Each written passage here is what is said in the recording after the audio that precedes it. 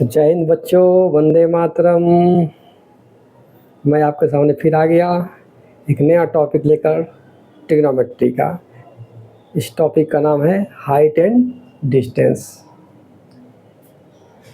ये last topic होगी trigonometry की आपके क्लास के सिलेबस के हिसाब से, और इसके बाद जो भी इसका लेक्चर आएगा ट्रिग्नोमेट्री का वो क्वेश्चन एक्सरसाइज बेस होगा। तो बहुत ही इंटरेस्टिंग टॉपिक है ये, हाइट एंड डिस्टेंसेस। इंटरेस्टिंग इसलिए है क्योंकि एक तो नहीं है, दूसरी इजी है, और साथ ही साथ इसके साथ ये है कि आप किसी टावर की ऊंचाई, किसी बिल्डिंग की ऊंचाई, किसी नदी की चौड़ाई, ये सब कुछ मेजर कर सकते हैं बिना फीता गिराए, बिना नापे, आप ज़मीन पर खड़े होकर के। तो आइए शुरू करते हैं। Height and distance. Height and distance को कहते हैं क्या? ऊंचाई और दूरी। हिंदी में कहते हैं ऊंचाई और दूरी। जैसा कि नाम है हाइट एंड डिस्टेंस, मतलब हम यहाँ से खड़े होकर के किसी बिल्डिंग की, किसी टावर की ऊंचाई मेजर कर सकते हैं, किसी नदी की चौड़ाई, अगर हमारे ऊपर कोई एक हवाई जहाज़ चलाई जा रही हो, कितनी ऊंचाई पे जा रहा है, ये सब मेजर कर सकते हैं। इसलिए इस टॉपिक बहुत इंटरेस्टिंग हो जाती है। तो आइए शुरू करते हैं इसको। इस टॉपिक को शुरू करने से पहले आपको 2-3 पॉइंट जानना ज़रूरी होती है। पहले जान जाइए ये कि इसे बोलते हैं हॉरिजेंटल लाइन, जो अर्थ सरफेस के पैरेलल होती है, जो धरती के तल के समानांतर होती है, उसे बोलते हैं हॉरिजेंटल लाइन। आप लोग जानते ही होंगे, लेकिन चूंकि यहाँ पर इसका यूज होगा तो इसलिए हमें ये यहाँ बताना ज़रूरी है। इसे बोलते हैं हॉरिजेंटल लाइन। ठीक, तो पहला पॉइंट्स हुआ हॉरिजेंटल लाइन जानना।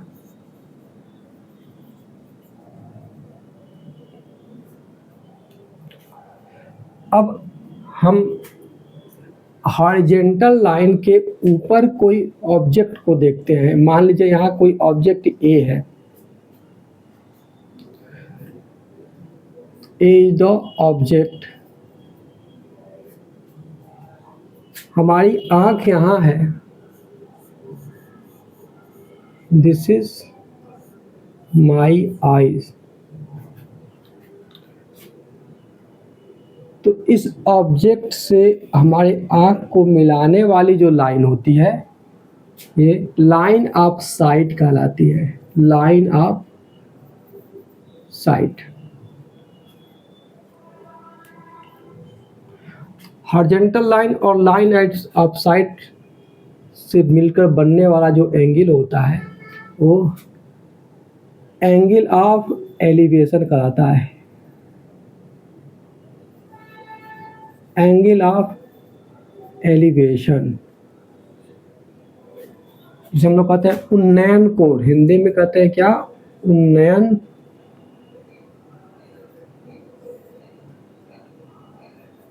कोण। पता नहीं हिंदी सही है या गलत, लेकिन ऐसा ही कुछ होता है, उन्नयन कोण।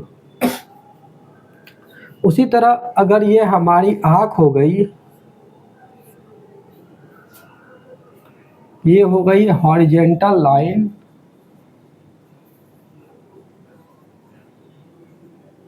अगर हम अपने हॉरिजेंटल लाइन के नीचे कोई किसी ऑब्जेक्ट को देखते हैं, यहाँ कोई ऑब्जेक्ट बी है,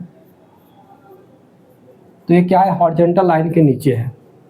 तो हमारी आँख से ऑब्जेक्ट को मिलाने वाली जो लाइन होती है, तिरछी हो गई, कोई बात नहीं, इस एंगल को या इस एंगल को angle of elevation horizontal line के साथ जो लाइन ऑफ साइट से मिलाने वाली लाइन ऊपर की ओर होती है, जो लाइन ऑफ साइट, वो कहलाती है एंगल ऑफ एलिवेशन। यहाँ हॉरिजॉन्टल लाइन से मिलाने वाली जो लाइन ऑफ साइट है, लाइन ऑफ साइट, ये जो एंगल बनाती है इसे बोलते हैं angle of depression. Angle of depression, DEP TRESSION, angle of depression. Hindi में कहते हैं अवनवन कोण, अवनवन कोण। तो मैं बता रहा था कि ये जो एक होती है हॉरिजॉन्टल लाइन, दूसरी पॉइंट्स होती है लाइन ऑफ साइट, और तीसरी बात होती है एंगल ऑफ एलिवेशन,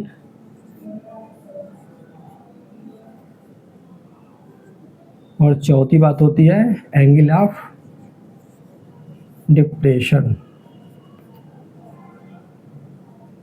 ये 4 पॉइंट्स होते हैं जो इस पूरे चैप्टर में यूज होंगे, और इसमें कुछ नई खास बात नहीं है जो हम लोग ट्रिग्नोमेट्री में पढ़ चुके हैं। Tan theta, sine theta, cos theta की वैल्यू जो 0 से लेकर 90 के बीच की जो वैल्यू होती है, जो T ratio of some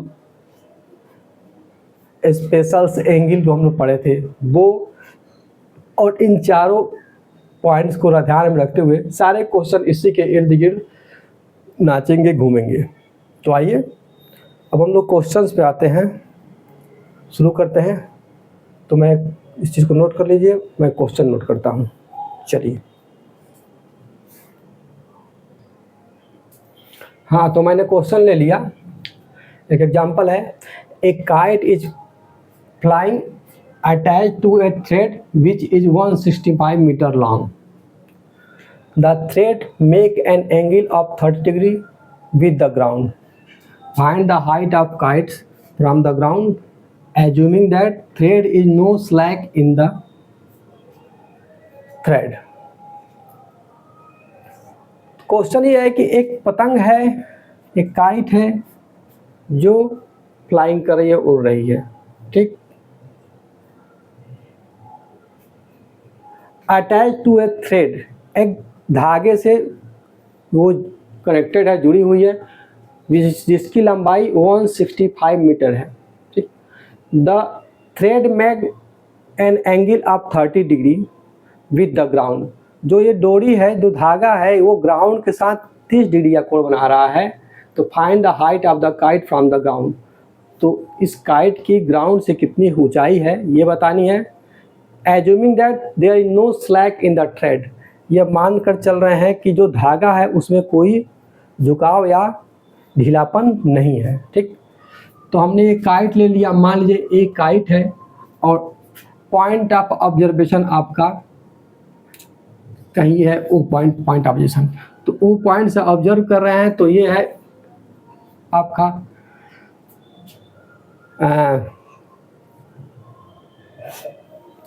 ground पर सरफेस लेवल। इस ग्राउंड से ये जो थ्रेड है जो काइट से कनेक्टेड है, ये 30 डिग्री का एंगल बना रहा है, और इस थ्रेड की जो लंबाई है 165 मीटर है। क्वेश्चन ये है कि हमें इस पतंग की हाइट बतानी है ग्राउंड से, यानी कि अगर ए बी की ऊंचाई जो डिस्टेंस का है h है, तो हमें h कैलकुलेट करनी है। तो OB is the horizontal line. Let solution देखा जाए इसको। Let OB is horizontal line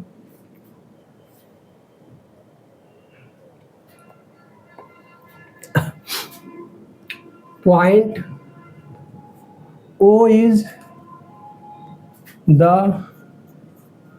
observation point.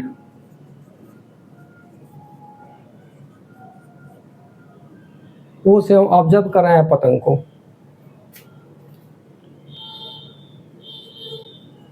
The length of thread is OA that is equal to 165 metre, जो कि क्या है, गिवन है।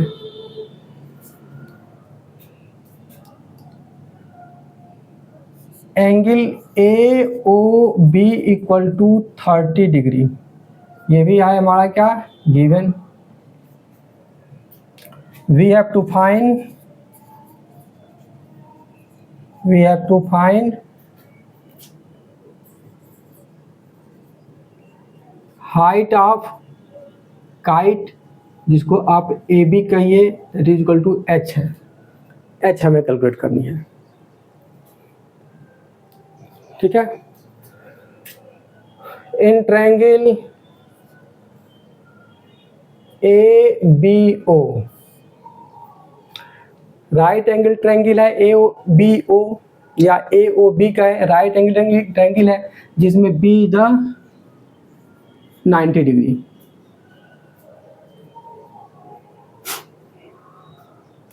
अब देखिए हम लोग टोटली रेशियो पढ़े थे, तो उसमें अगर ये एंगल होता है तो ये परपेंडिकुलर हो जाता है, ये हाइपोटेनियस हो जाता है। ठीक, तो परपेंडिकुलर और हाइपोटेनियस में कौन सा रेशियो होता है? साइन थीटा का। साइन 30 यानी कि sine theta is equal to perpendicular upon hypotenuse. ठीक, तो वही लगा देंगे, हमारा क्वेश्चन सॉल्व। सिंपल सी बात है, साइन 30 डिग्री, यहाँ पर साइन 30 डिग्री इक्वल टू क्या होगा? एच अपॉन ओ ए।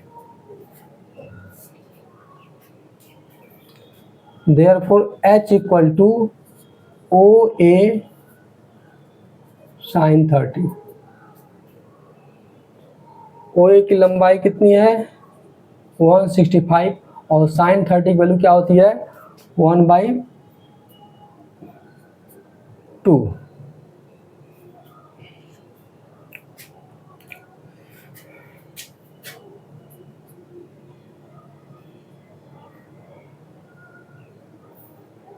कितना हो जाएगा? 82.5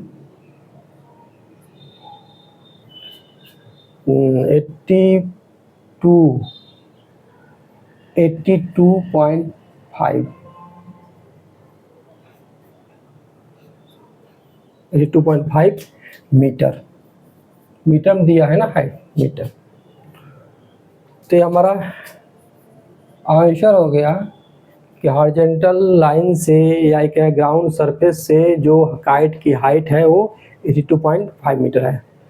चलिए इसे नोट डाउन कीजिए, फिर दूसरा एग्जांपल लेते हैं, जल्दी कीजिए।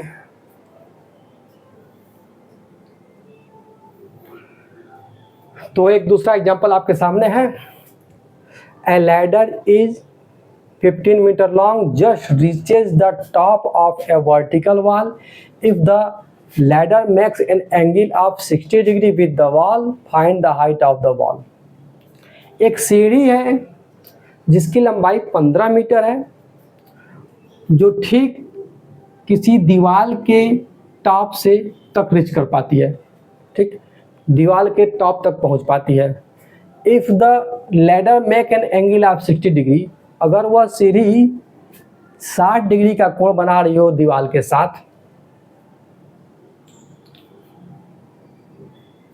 तो find the height of wall. तो हमें दीवार की ऊंचाई बतानी है। ठीक, तो आप देखिए 60 डिग्री विथ द वॉल, इस वर्ड पर ध्यान देना होगा, बच्चे यहाँ गलती करते हैं। हम मान लेंगे क्या यह हॉरिजॉन्टल ग्राउंड है, ओ ए हॉरिजॉन्टल ग्राउंड हो गया, और यहाँ पर एक वॉल है, मान लीजिए ए बी जो हो गई वॉल हो गई। थोड़ा सा और फिगर छोटा कर लेते हैं, इसको ओ ले लीजिए। ओ एक ग्राउंड है, ग्राउंड का हॉरिजॉन्टल लेवल है, और ए बी क्या हो गई? वॉल हो गई।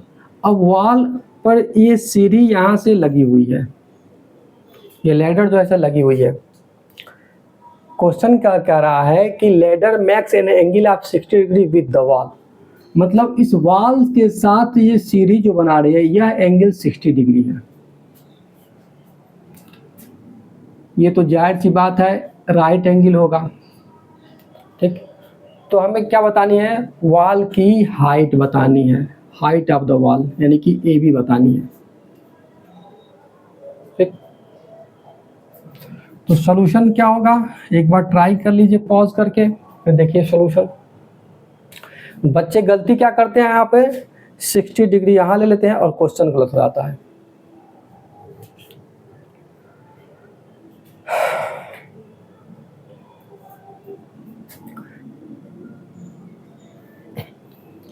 Let OA is horizontal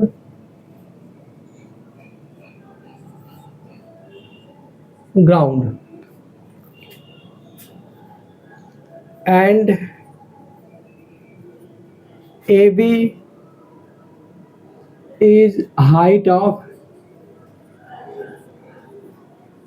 wall.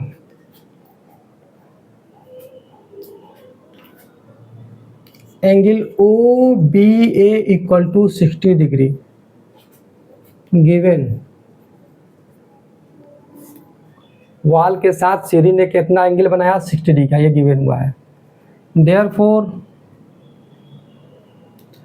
Angle BOA equal to 30 degree.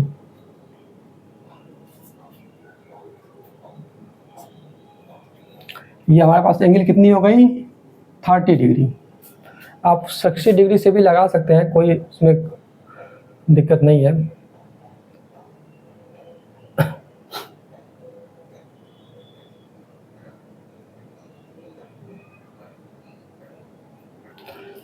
जो लैडर की लंबाई है 15 मीटर है, यानी कि OB equal to 15 metre.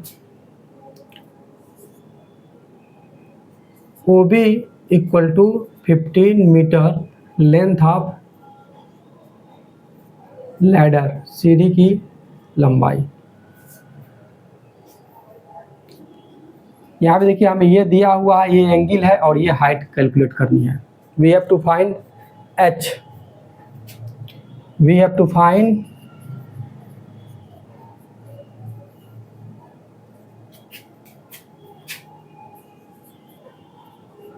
height of wall AB that is equal to H.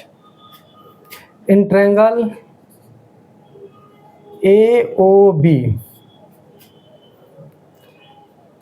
इस एंगल के लिए ये परपेंडिकुलर, ये हाइपोटेनियस, परपेंडिकुलर हाइपोटेनियस क्या होता है, वही साइन थीटा का रिलेशन क्या होगा, sine 30 equal to AB upon OB,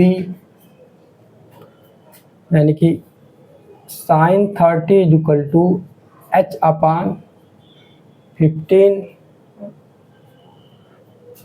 therefore H is equal to 15 into sin 30 and 15 multiply by half and 7.5 metre. ठीक, therefore height of wall is equal to 7.5 metre, that is answer of. ठीक, तो इसे note कर लीजिए।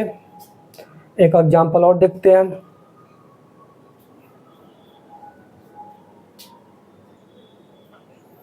तो आपके सामने एक एग्जांपल और, example number 3। If a tower 30 metre high cast a shadow 10√3 metre long on the ground, then what is the angle of elevation of the sun. एक टावर है जिसकी लंबाई 30 मीटर है, वो ग्राउंड पर 10√3 मीटर का लंबा एक शैडो बना रही है। ठीक, तो what is the ground of elevation of the sun. तो सन का एंगल ऑफ एलिवेशन क्या होगा, ये हमें बताना है। ये क्वेश्चन पिछले क्वेश्चन से अलग हटके इसमें आप एंगल बतानी है, ना हाइट ना डिस्टेंस, यहाँ पर एंगल बतानी है। ठीक, तो मान लीजिए कि AB जो होगा वो टावर, तो ऐसा सीधा AB is the tower, AB tower है और टावर की लेंथ है 30 मीटर। टावर की हाइट कितनी है, 30 मीटर। ये एक शैडो बना रहा है, शैडो की लाइन लेंथ कितनी है 10√3 मीटर, ठीक। तो यहाँ कहीं सन होगा, तो जिसके कारण क्या बन रहा होगा, एक शैडो बन रहा होगा ऐसे।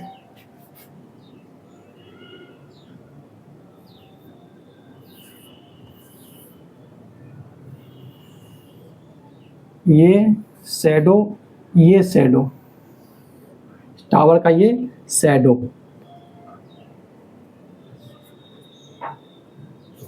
चलिए बन गया। BC is the shadow of the tower. AB is the height of the tower, BC is the shadow of the tower, ठीक। तो हमें angle of elevation of the sun, angle of elevation नहीं होता है जो हॉरिजॉन्टल से जो हमें ऊपर की ओर एंगल बनता है, वो एंगल ऑफ एलिवेशन होता है। तो हमें एंगल ऑफ एलिवेशन ऑफ सन ये थीटा कैलकुलेट करना है, ठीक है। क्वेश्चन समझ में आ गया होगा। अब सॉल्व करिए, पॉज करके देन सॉल्यूशन देखिए। चलिए let AB is tower and BC is length of shadow of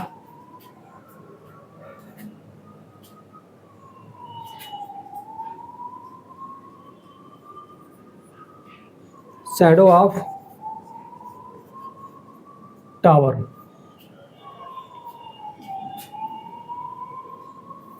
We have to find angle theta. We have to find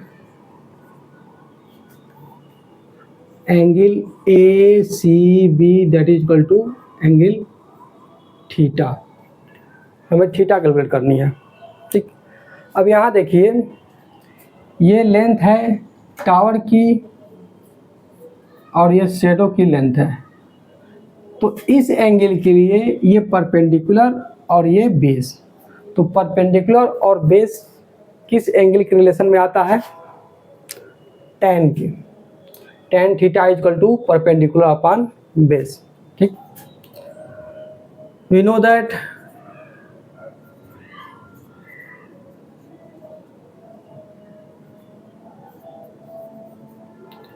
tan theta is equal to perpendicular upon base.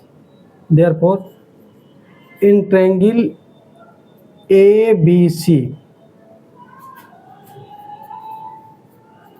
tan 30 equal to perpendicular 30 upon tan theta equal to, theta तो निकालना है,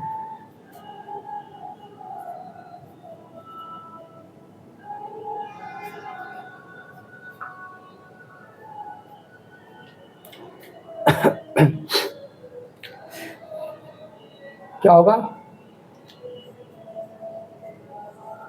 tan theta equal to tan 3 जा 33/√3, that mean tan theta equal to √3 multiply by √3 divide by √3। tan theta equal to √3, √3 में tan theta की value क्या होती है, tan 60 degree होती है। तो उसको √3 को tan 60 लिख देंगे, therefore theta is equal to 60 degree, ठीक। तो आंसर हमारा क्या होगा, angle of elevation, therefore angle of elevation of sun equal to 30 degree, that is answer. Note कीजिए, एक एग्जाम्पल और देखते हैं फिर। हाँ, तो ये अगला एग्जाम्पल है, example number 4। A tower is 50 metre high, its shadow is x metre shorter when the sun altitude is 45 degree then when it is 30 degree. Find the value of x given √3 equal to 1.732।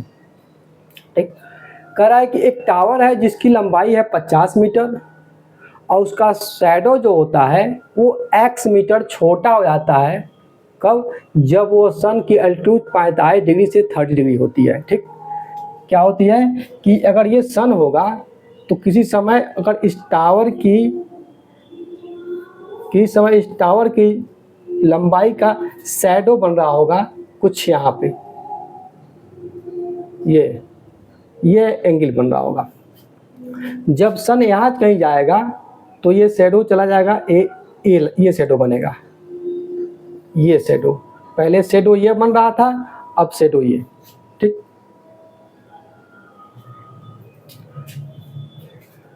जहां कहीं question में सन altitude की बात होती है तो वो angle of elevation of the sun,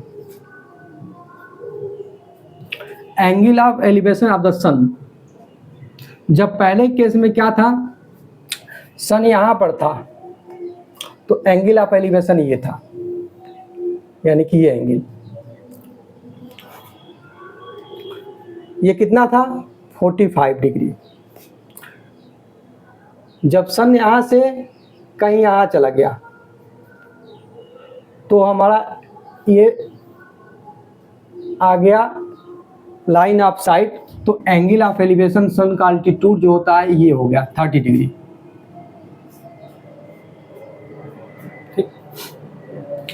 tower की जो हाइट है वो 50 मीटर है। अगर ए बी टावर है तो उसकी हाइट कितनी है 50 मीटर। ए बी टावर है तो हाइट कितनी दिया है 50 मीटर, सॉरी 50 मीटर दिया है, 50 मीटर। कह रहा है कि इस शैडो x मीटर छोटा हो जाता है। देखिए जब ये सन यहाँ था तो उसकी शैडो इतनी थी, ये पूरी, इसको मान लीजिए स्मॉल ए, ये जो डिस्टेंस हो गई इसको मान लीजिए ए। लेकिन जब इसकी एल्टीट्यूड 45 से 30 डिग्री से क्या हो जाती है, वो छोटी हो जाती है, यानी कि अब ये छोटी हो गई, यानी कि इतनी छोटी हो गई, ये एक्स दूरी छोटी हो गई। तो ये जो डिस्टेंस बची ये क्या हो गई a माइनस एक्स। तो हमें क्या बतानी है, हमें बतानी है कि वैल्यू ऑफ द x, वो x की वैल्यू क्या होगी, जबकि दिया हुआ है √3 की वैल्यू 1.732। तो √3 की वैल्यू अगर ना भी दिया रहेगा तो हमें यही रखना होगा, हमें यही वैल्यू याद रखनी चाहिए।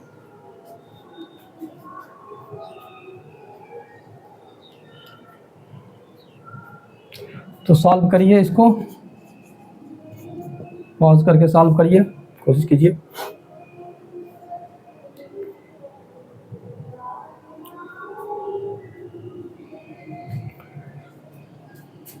इस पॉइंट को आप मान लीजिए ए बी, इसको मान लिया आपने सी,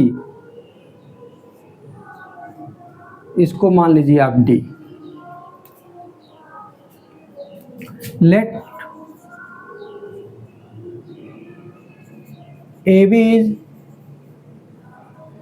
height of tower,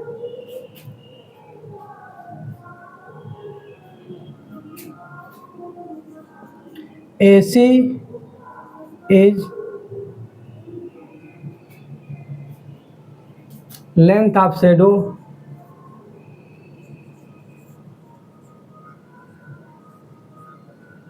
when altitude of sun is 45 degree, AD is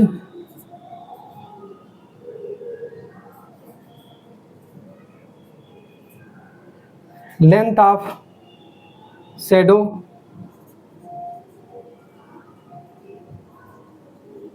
when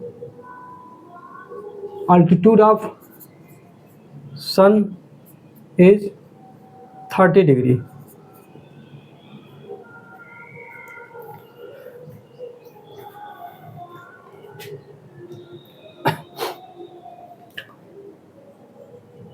in triangle A B सी,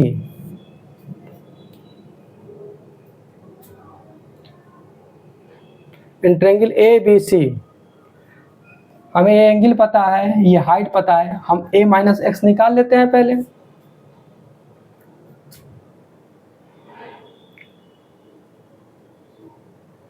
क्या होगा,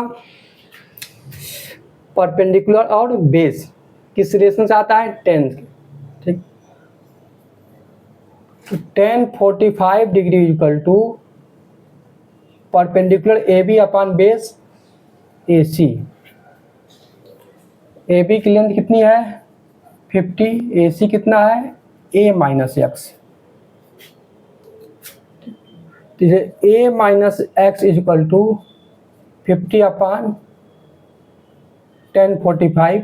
1045 की वैल्यू होती है 1, 50 अपॉन 1 यानी कि 50 मीटर, यानी कि ये भी क्या हो गया 50 मीटर।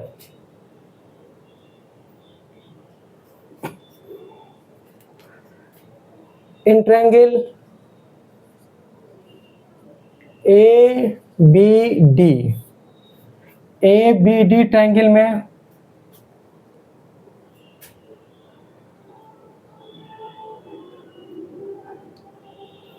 क्या होगा, same process, tan 30 equal to A B upon, इस बार बेस हमारे पास ए डी होगा, दैट मीन्स यहां लिखते हैं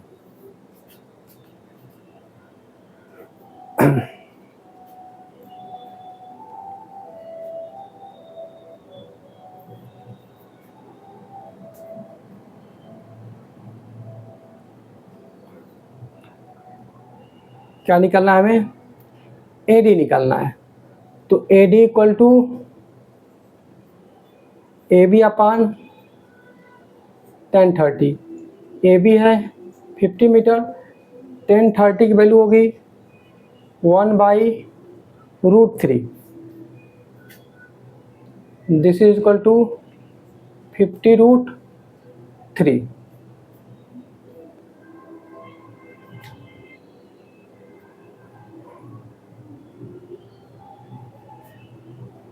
√3 की वैल्यू दिया हुआ है, ए डी यानी कि ए इक्वल टू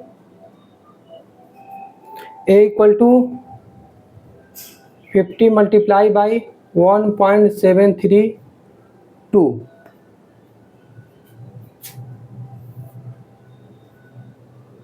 मल्टीप्लाई कर लीजिए 1.732 मल्टीप्लाई बाई 50, 0 0 0 0, 5 to the 10,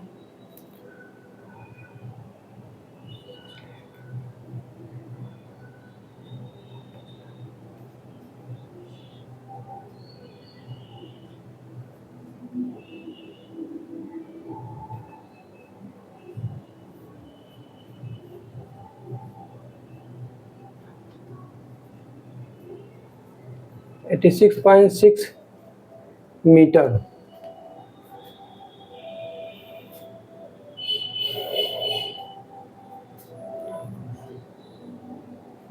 पहले इसमें a minus x is equal to 50, तो x equal to a minus 50, a की वैल्यू आई 86.6 माइनस 50 देखिए 36.6 मीटर।